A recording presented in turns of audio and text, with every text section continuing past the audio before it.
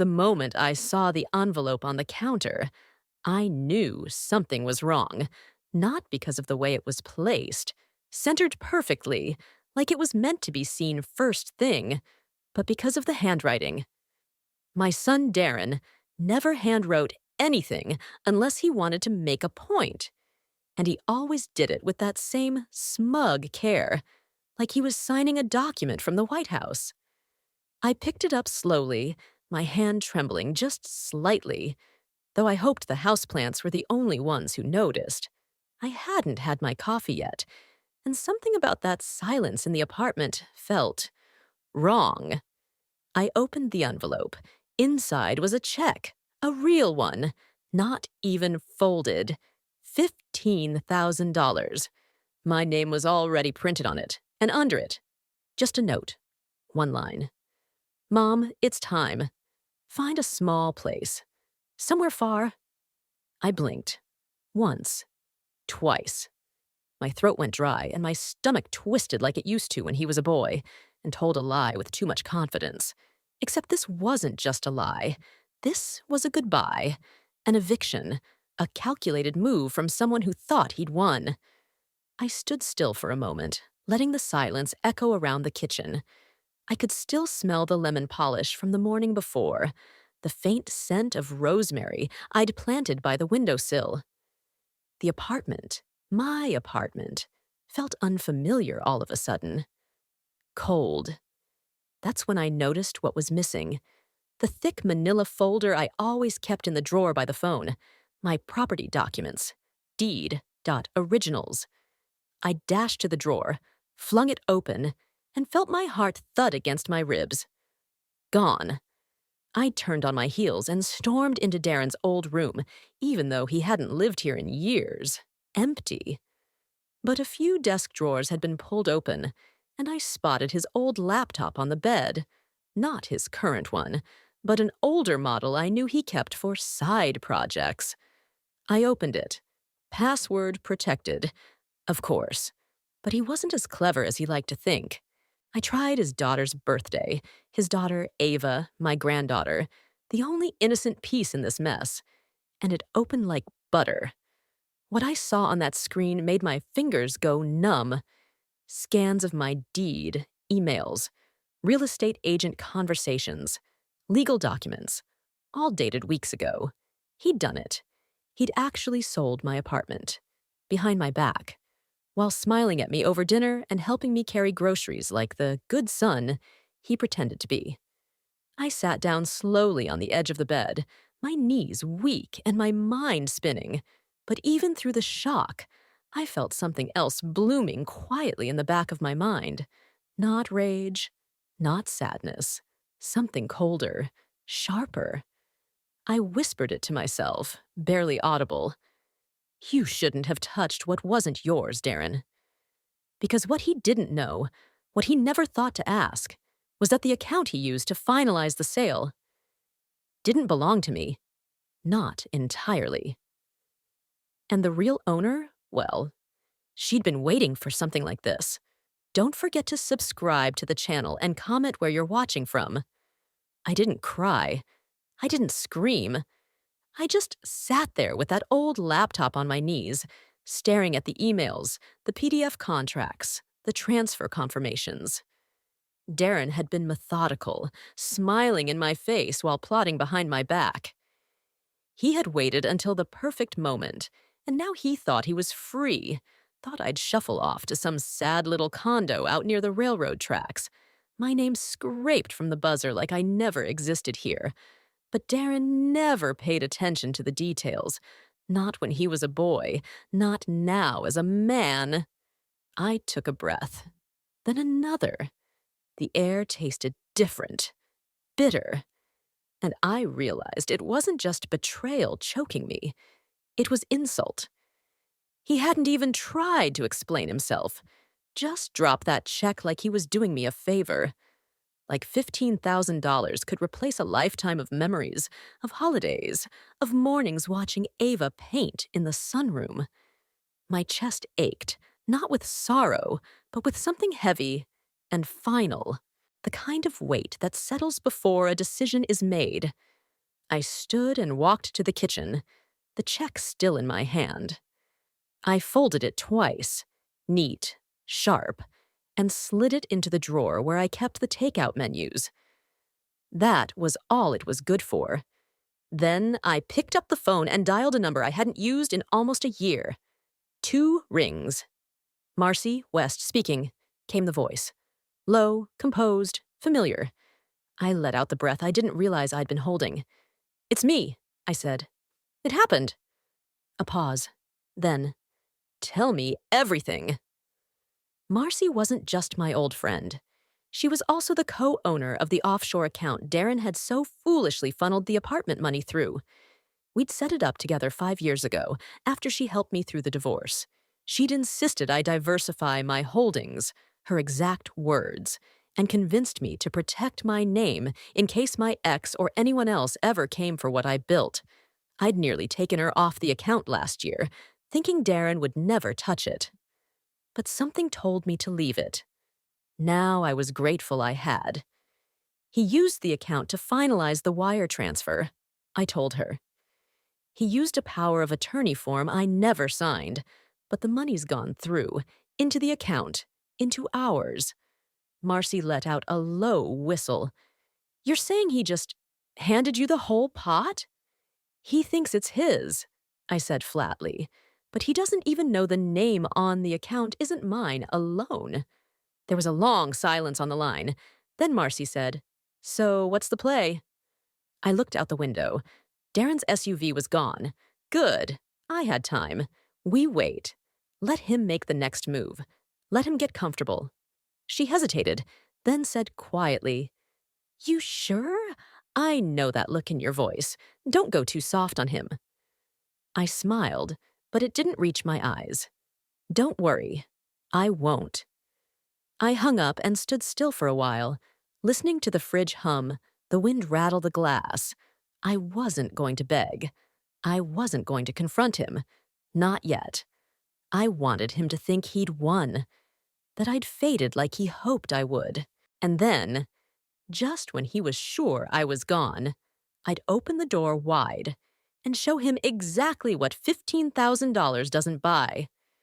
2 days passed, and Darren didn't say a word. No text, no visit, not even a call to ask how I was handling the so-called transition. He just disappeared like smoke after a match is snuffed out. That silence, it told me everything. He wanted distance, wanted me out of sight before I asked too many questions. He thought if he gave me that check and walked away, I'd accept it, shrink into nothing. But I didn't shrink. I cleaned. The kind of cleaning you do when you're steadying your hands with purpose. I wiped down the counters and sorted through old mail. I found a photo of Darren, age 10, standing in front of this very building, holding a balloon and grinning like life had just handed him everything. And maybe it had. Maybe I was the one who made it too easy for too long. I stared at that boy for a long time and whispered, "Where did you go?" That evening, I went to Ava's school play. I hadn't missed one yet, not since she first shuffled across a cardboard stage dressed as a bumblebee. Darren was supposed to save me a seat. Instead, I stood alone in the back of the gymnasium, just behind the folding chairs. The crowd buzzed, mothers and fathers chatting, someone opening a crinkly snack bag. I spotted Darren in the second row, laughing with a woman in a red blazer I didn't recognize. She rested her hand on his arm like it belonged there. Ava walked on stage, her voice tiny but brave. She sang her solo with more heart than tune, and I felt tears rise, not from sadness, from the weight of what could still be salvaged, from the reminder that not all was rotten. After the final bow, I waited near the side exit, tucked between 2 bulletin boards. Darren came out minutes later, that same smirk painted across his face like a mask. He hadn't seen me yet. "Great job, sweetie," he said, pulling Ava into a hug. "You nailed it." "I saw, Grandma," she whispered. His shoulders tensed. Where? Back there, she said, pointing vaguely behind her. She was smiling. Darren glanced up, and that's when he saw me. His face froze for half a second, then shifted into something plastic.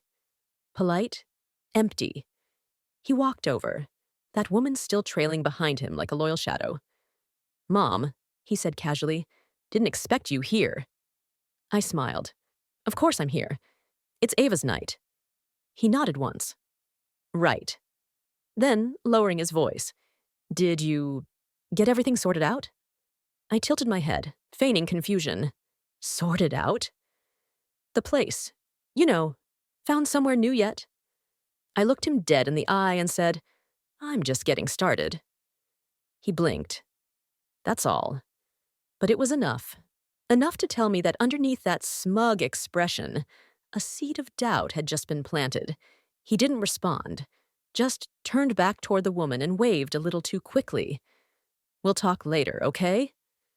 I watched him walk off, his shoulders just a touch too stiff now. Let him wonder.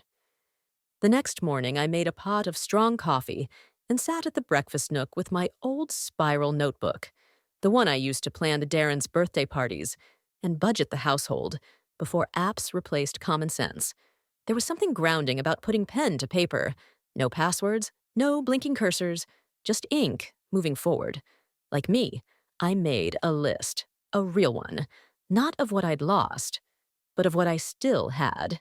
Marcy, the account, time, and Ava. And then I made a second list, what Darren thought he'd taken. The apartment, my security, my silence. He had no idea he hadn't touched the first. Not really. He'd only thought he had because I hadn't screamed. He mistook my stillness for surrender. I flipped the page. Contingency, I wrote at the top. It was a word Marcy had taught me. Back when things were falling apart with my ex, she'd sat across from me at this very table and said, always have one, not because you expect betrayal, but because you recognize it's part of the world.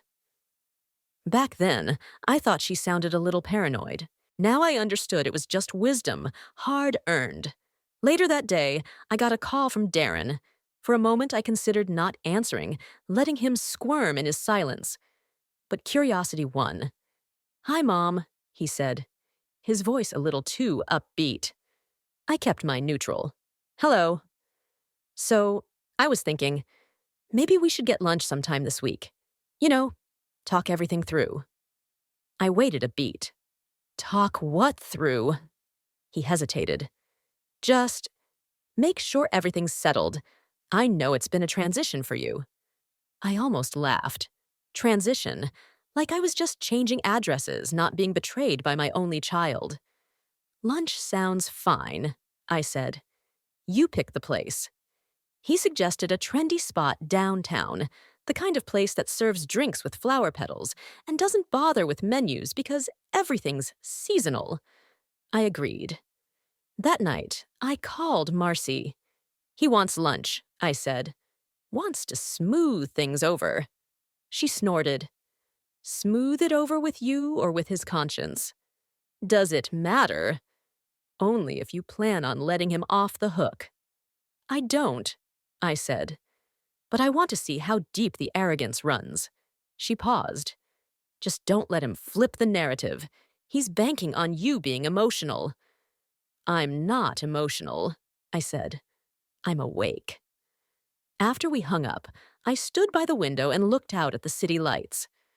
Somewhere out there, Darren was sleeping soundly, thinking he'd pulled off the heist of the decade, thinking he'd erased me from the one place I called home and could now write me off with a check and a brunch.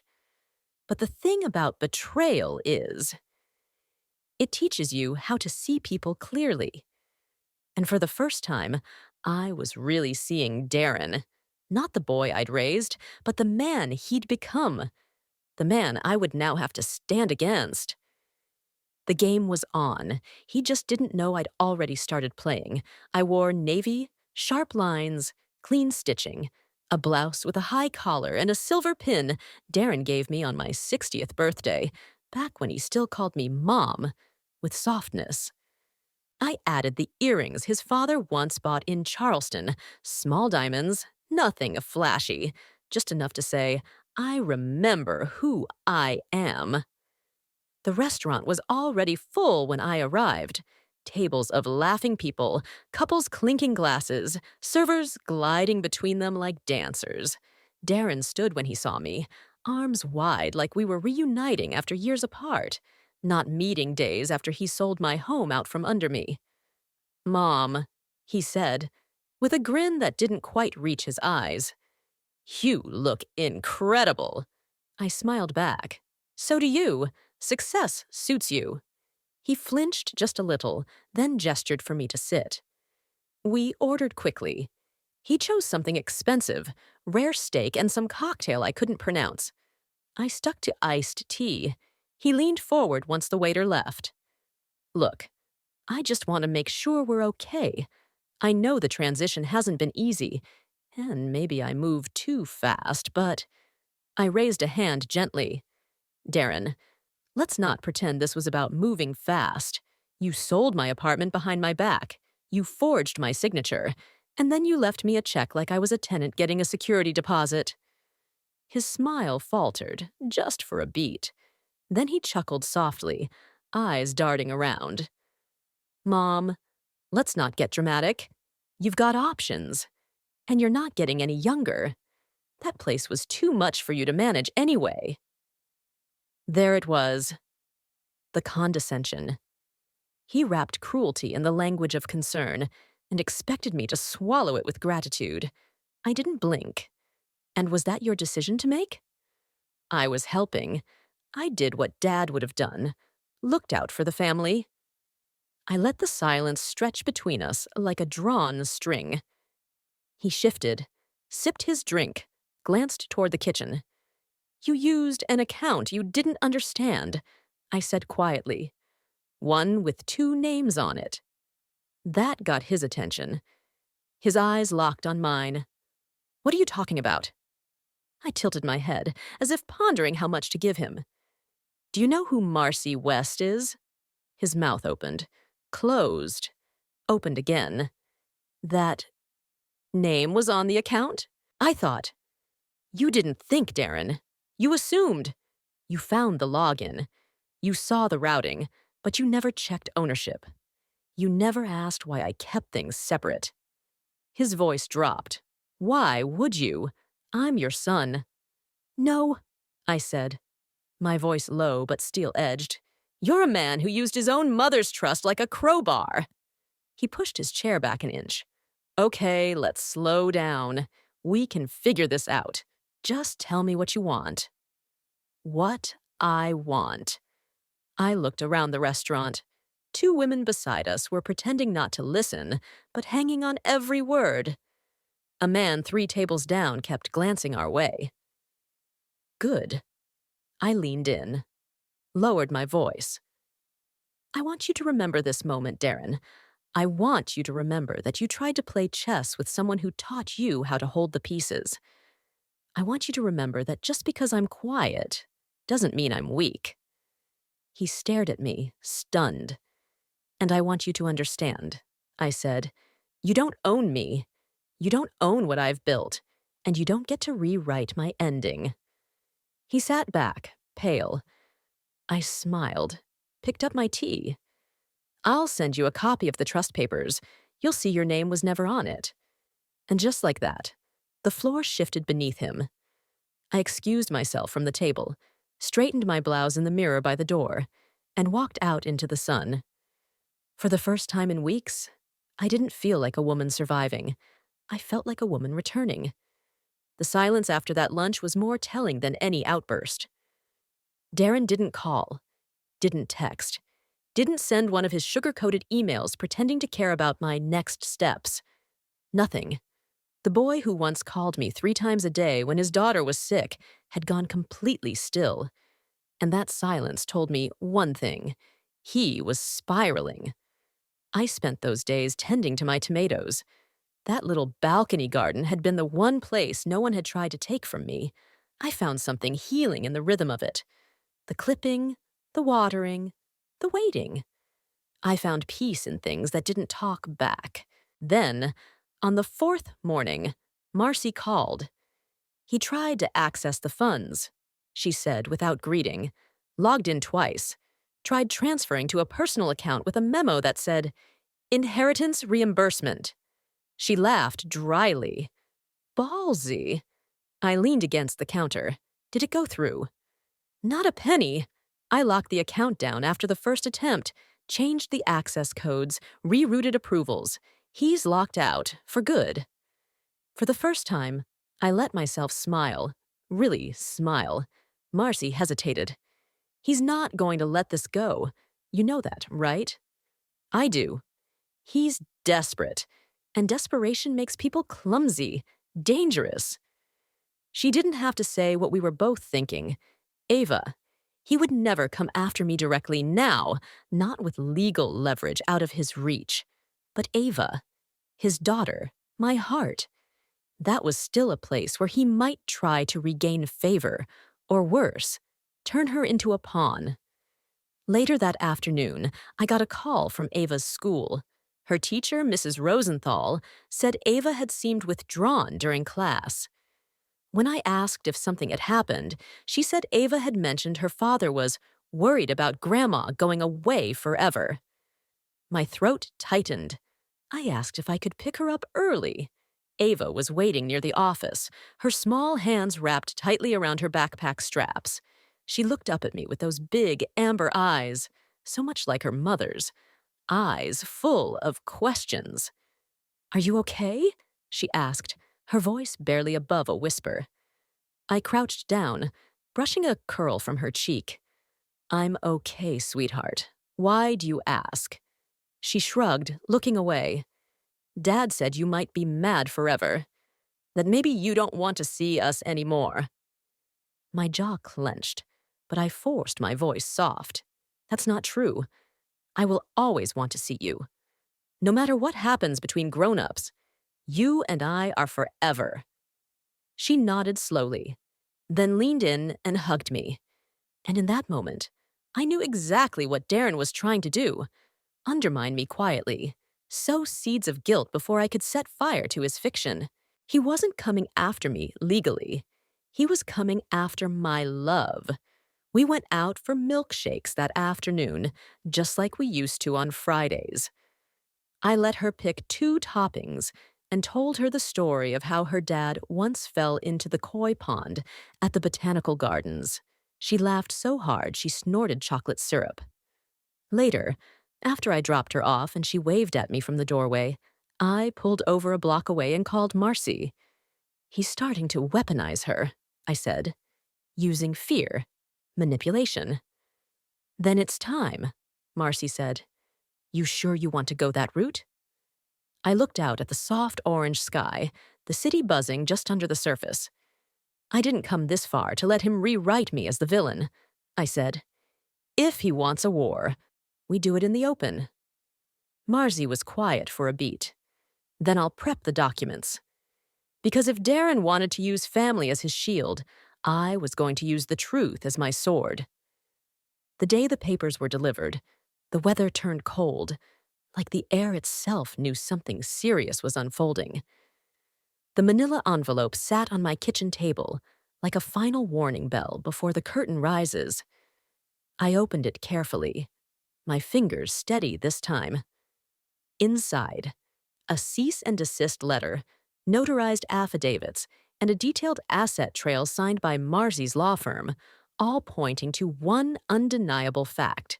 Darren had illegally appropriated assets he had no claim to, and now he was being formally notified. The goal wasn't to sue him into oblivion. The goal was to expose the truth and make sure there was a record that couldn't be spun into something else. No more whispered conversations. No more guilt-tripping through Ava. This wasn't just about my apartment anymore. This was about reputation, about legacy, about not letting someone else's cowardice become my story's ending. I hand-delivered the envelope to his office. It wasn't hard to get past the receptionist. Darren always loved having pretty things up front and clueless silence behind the desk. She barely glanced up as I walked in, heels clicking on the marble floor. He was in a meeting. Of course he was. I'll wait, I said, and sat down in the sleek gray chair by the glass wall. 10 minutes later, Darren came out laughing with a group of men in expensive shoes, but his face dropped the second he saw me. One of them clapped him on the back and said something about golf. Darren's reply was tight-lipped. I stood and handed him the envelope. "What's this?" he asked. "Paperwork," I said. "From the woman whose name you forged, and from the firm you forgot was watching." He opened it right there. His lips moved silently as he skimmed. He flipped through pages with that same twitchy thumb I remembered from when he was nervous before math tests. Then his head snapped up. "You're taking this public?" he hissed. "No," I said. "You are. Every document in that folder becomes a matter of public record the moment you respond or ignore it. Either way, it's yours to carry." He lowered his voice even further. "Do you have any idea what this could do to me? To my name?" I leaned closer, just enough so he could smell the lavender oil I always dab behind my ears, the one Ava loves. "You didn't care what it would do to mine." A receptionist nearby stiffened, suddenly more attentive to her screen. "I have a career, Mom," he said, panic leaking through his perfect posture. "You had a mother," I replied, "who trusted you." I turned and left before he could say anything else. I didn't need more of his words. I had all the ones that mattered already, printed, stamped, and ready for court if it came to that. By the time I got home, Marcy had already texted. "Marcy, heard he opened the envelope in front of his team. Nice touch." Me, thought he might like a little performance of his own. Marcy, you're ready if he pushes back. Me, I'm not just ready. I'm done flinching. That evening, Darren finally called. I didn't answer. He left a voicemail, his voice shaky but trying to sound firm. "Mom, please, we can handle this differently. Think about Ava." I did, and I smiled, because what he still didn't understand was that I didn't return Darren's call. Not the next day, not the day after that. The silence between us grew louder, sharper, more fragile. He knew he couldn't threaten me, so he turned to the one thing he still believed could bend me. Ava. It started with a text. "Darren, Ava wants to see you. She's confused. Please don't pull her into this." The audacity made my stomach turn. He had pulled her in. He had fed her fear, whispered half-truths, planted shadows in the space where innocence should live. And now, when the truth threatened to crash through, he dared accuse me of using her? Still, I wasn't about to let Ava become collateral damage. I called the school and asked if I could have lunch with her in the courtyard. They agreed. Ava squealed when she saw me waiting with her favorite grilled cheese and apple slices. We sat under the old oak tree, her legs swinging off the bench. "Grandma," she said between bites, "is Dad mad at you?" The question hit me like ice water. I set down my drink and smiled softly. "No, sweetheart. Grown-ups just get confused sometimes, especially when they forget what really matters." She picked at her crust. "He said you're doing something that hurts the family." I nodded slowly. "Do you think telling the truth hurts people?" Ava thought hard, her little brows furrowed. "Only if they did something bad first." I kissed her forehead. "You're wise beyond your years." Later that afternoon, Darren showed up at my door. He didn't knock, just stood there when I opened it, his hands clenched at his sides like a boy who'd just been grounded. "You really want this to go to court?" he asked, voice tight. "You want Ava to grow up seeing headlines about how her grandmother ruined her father's life?" I didn't flinch. I want her to grow up knowing her grandmother protected what was hers, and never once lied about it. His jaw twitched. "You're making a spectacle." "No," I said, stepping onto the porch. You made a spectacle when you betrayed your own mother and called it help. I'm just making sure the lights are on so everyone can see what's really happening. He scoffed, looking around as if the neighbors might be listening, and I hoped they were. I can't believe you're willing to burn everything down over one apartment, he muttered. I leaned in, eyes steady. You still think this is about the apartment? He blinked, confused. It's about trust, about every time you looked me in the eye and lied, about how easily you decided my life was yours to rearrange. It's about the silence you expected me to choke on. He said nothing, just stood there, breathing heavy, like someone who'd been running uphill and only just realized the top wasn't where he thought. Then, quietly, what do you want? I tilted my head. I already have what I want. And I shut the door. Behind me, the house was quiet. Peaceful. Later that night, Marcy called. He's panicking, she said. I heard through my friend at the zoning office. He tried to rush a motion to retroactively authorize the sale. It got denied. They flagged his signature inconsistencies. Good, I said. He's trying to spin it into a misunderstanding, a family squabble. Let him, I said. It'll make what comes next even harder to walk back. She exhaled slowly. You're really doing this? I have to, I said. Not just for me. For every woman who's ever been told to swallow betrayal quietly just to keep the peace. And then I opened my laptop and began writing. Not an email, not a complaint, a statement. Because if Darren wanted a legacy fight, he was about to learn I still had my voice. And it echoed. I hadn't planned to post it. Not at first. The statement I wrote that night was more therapy than strategy. But when I read it again in the morning, coffee in hand, and sunlight stretching across the kitchen floor, I realized something. This wasn't just my story. It was a story hundreds of women I'd met over the years had whispered about in checkout lines, in church basements, across chipped mugs at potlucks. A son, a husband, a brother, someone close, who betrayed them quietly, then called them bitter for noticing. So I clicked post. It was just a few paragraphs. No legal jargon, no venom, just the truth. I told the story plainly. How my apartment was sold behind my back. How Darren accessed an account he didn't understand. How I was left with a check and an expectation to vanish. I didn't use his full name, but everyone who knew us would know exactly who I meant. I included no threats, just facts. And one closing line. I have nothing to hide, and I won't be erased. Within the hour, my phone buzzed nonstop. Messages from women I hadn't spoken to in years, church friends, old coworkers.